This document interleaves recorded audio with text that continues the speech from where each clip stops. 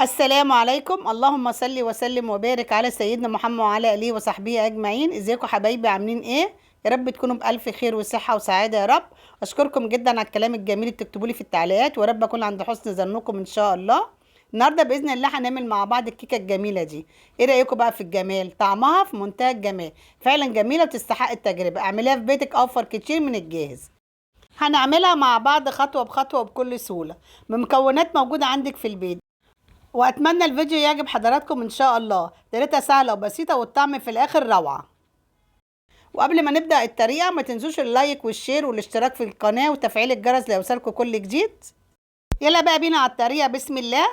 اول حاجه هنعمل مقادير الكيكه: كوبايه وربع دقيق، وربع كوبايه كاكاو، وبيضتين، ونص كوبايه زيت، ونص كوبايه سكر، وباكو بيكنج باودر، وباكو فانيليا، وربع معلقه صغيره ملح، وربع معلقه صغيره كده خل. والخل ده زفرت البيض. كل ده بقى في الخلاط. هحط كل المكونات دي كلها كده في الخلاط. عايزاكم بقى تجربوا الطريقه دي، جميله جدا وسهله والطعم في منتهى الجمال. هجيب بقى المكونات كلها كده في الخلاط: الزيت والسكر واللبن كامل الدسم، والخل والفانيليا. كل المكونات دي كده هحطها في الخلاط بالخل وكله والملح. وهغطي بقى الخلاط كده، وهشغل بقى الخلاط كده لحد ما المكونات دي كلها تندمج مع بعض بالشكل ده كده، لحد السكر مذوب تماما. هجيب بقى الدقيق، وهنخل بقى الدقيق والكاكاو، ونخلط الدقيق مع الكاكاو برضو ضروري، عشان طبعا ما يبقاش فيه كلكعه من الكاكاو. كيكه سهله ازاي! وكله ده في الخلاط. وهضيف بقى باكل بيكنج باودر، وهنخل المكونات كلها مع بعضيها، واعمل بقى بالمعلقه كده عشان الكاكاو شايفين مكلكعه ازاي. بنخلها كده كويس جدا، وهقلب المكونات دي كده مع بعضيها. وهجيب بقى المكونات اللي انا ضربها في الخلاط. شايفين بقى القوام بتاع السوائل مظبوط ازاي. وهقلب بقى المكونات دي كده بالمضرب اليدوي اتجاه واحد، لحد ما يندمجوا كده والدقيق يختفي تماما. سهله جدا الكيكه، وطريقتها سهله وبسيطه، والطعم في النهايه تحفه. اتمنى تجربوها بنفس الطريقه، وفعلا جميله وتستحق التجربه. وهقلبها بقى كده لحد ما كل المكونات تندمج مع بعض بالشكل ده كده. اعمليها لولادك بقى، الكيكه دي جميله جدا ومغذيه، وحلوه جدا برضو في الرحلات وفي المصايف وفي المناسبات، حلوه جدا بصراحه. انا عاملاها لعيالي، بيحبوها جدا، كيكه بالشوكولاته. بجيب بقى القالب ده، بغلفه بالسمنه كده وبالدقيق، واضيف بقى الخليط الكيكه. شايفين خليط الكيك تقيل ازاي؟ هو ده بقى الخليط المظبوط يطلع الكيكه مظبوطه. وعملناها كلها ده كده ببيضتين، وهبدها هبدتين كده على الرخامه، واكون بقى مولعه الفرن على درجه حراره 180. وهدخلها كده في الرف الوسطاني، هتقعد معايا ساعه الا ربع او نص ساعه حسب الفرن بتاعك. هسيبها بقى تستوي كده في الفرن. وهعمل بقى القشطه. هضيف كوبايتين حليب. دي بقى القشطه بقى بتاعت الكيكايه الجميله. هضيف بقى كده كوبايتين حليب. بعد ما ضفت الحليب، هضيف معلقه كبيره كاكاو، وهضيف معلقتين كريم جانتيه بتدي طعم حلو قوي للقشطه. وهضيف باكو نسكافيه كده بطعم البندق، بيدي برضو طعم جميل جدا. وهقلب المكونات دي كده على البارد قبل ما احطهم كده على النار.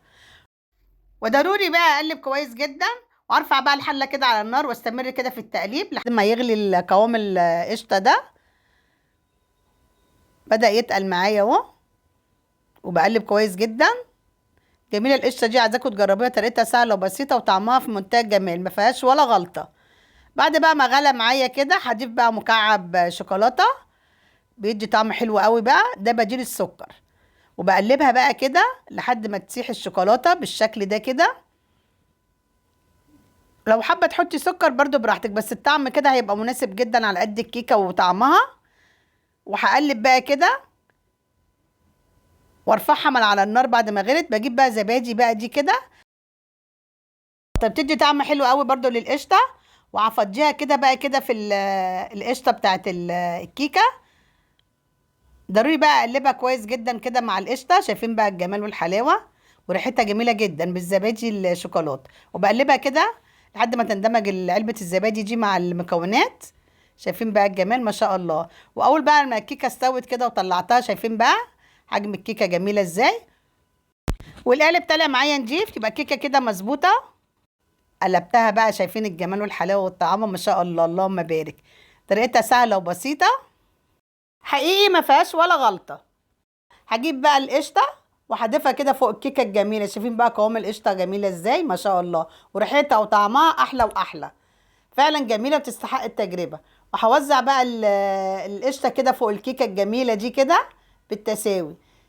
ايه رايكم بقى في الكيكه؟ سهله بقى ولا مش سهله؟ وعملناها في البيت باقل التكاليف. سيبها بقى لحد ما تبرد كده، وهكون جايبه بقى نص شوكولاته سما او اي شوكولاته انت بتفضليها، سيحه كده في الميكروويف، وهضيفها فوق طبقه القشطه دي. عايزاكم بقى تجربوا الطريقه دي، طريقتها سهله وبسيطه، وفي النهايه طعمها في منتهى الجمال. وهضيفها كده بالتدريج كده. عايزه تسيبيها كده برضو براحتك، انا حبيت بس ادي طبقه كده من فوق الوش فوق القشطه، بتدي طعم حلو جدا في التزيين، اكنها تورتايه بس طعمها في النهايه تحفه. وهوزع بقى الشوكولاته دي كده. هساوي بقى صوص الشوكولاته كده بظهر المعلقه. بعد بقى ما زينتها كده، هجيب بقى فرماسيل او سوداني مفروم اللي متاح عندك، عايزه تسيبيها كده برضو براحتك. وهزينها كده بالسوداني المفروم، بتدي طعم حلو قوي برضو في النهايه. وهزينها كده على هيئه القلب بالشكل ده كده. التزيين ده حسب رغبتك، انا عايزه تسيبيها برضو كده برضو براحتك. انا هزينها كده بالسوداني المفروم بالفرماسيل، وهزينها كده واخلصها خالص. وفي النهايه هوريها لكم شكلها عامل ازاي، وطعمها بقى احلى واحلى. فعلا اتمنى تجربوها بنفس الطريقه وبنفس الخطوات وبنفس المقادير، وانا واثقه 100% ان هي هتعجبكم ان شاء الله. ولو حضراتكم استفدتم من الفيديو يا ريت لايك وشير للفيديو، واتمنى من حضراتكم مشاهده الفيديو للاخر عشان نستفادوا من الفيديو، مفيش حاجه تفوتنا منه. ولو اول مره تشاهدوا قناتي مطبخ سومة واسهل الاكلات، اتمنى الاشتراك في القناه وتفعيل الجرس ليوصلكم كل جديد. ويا رب اكون عند حسن ظنكم والفيديو يعجب حضراتكم. وده بقى الشكل النهائي بعد ما زينتها كده. ايه رايكم بقى في الحلاوه والجمال ده؟ شايفين بقى الجمال ما شاء الله. تعالوا بقى نقطعوا الكيكه الجميله دي. تورتايه بقى ولا مش تورتايه؟ وعملناها في البيت باقل التكاليف. هقطعها بقى كده. شايفين بقى الجمال، ريحتها وطعمها احلى واحلى. فعلا جميله وتستحق التجربه. قطعه جاتوه بتاكليها في البيت، عملناها في البيت باقل التكاليف، وطعمها في منتهى الجمال.